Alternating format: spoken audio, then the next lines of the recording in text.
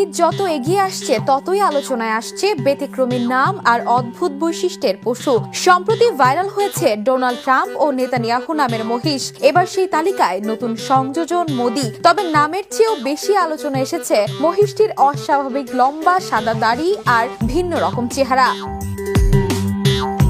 নারায়ণগঞ্জের একটি খামারে দেখা মিলছে অ্যালবিনো জাতের বিশাল আকৃতির এই মহিষটির। পুরো শরীর জুড়ে হালকা সাদা আভা আর মুখের নিচে ঝুলে থাকা লম্বা সাদা দাড়ি, যা সহজেই নজর কাটছে দর্শনার্থীদের। ঈদ সামনে রেখে প্রতিদিনই নানা বয়সী মানুষ ভিড় করছেন শুধু এক নজর মোদিকে দেখতে।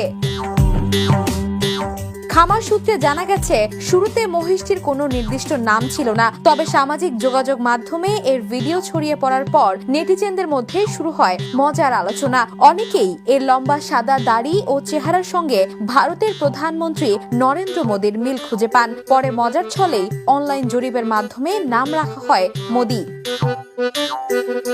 এদিকে ঈদুল আজহা ঘিরে এমন ভিন্নধর্মী নামের পশু নিয়ে মানুষের আগ্রহ বাড়ছে বলে মনে করছেন খামারিরা। কারো নাম ট্রাম্প, কারো নেতানিয়াহু, আর এবার সেই তালিকায় আলোচনার কেন্দ্রে উঠে এসেছে মোদি নামের এই সাদা দাড়িওয়ালা মহিষ। Desk report, the news.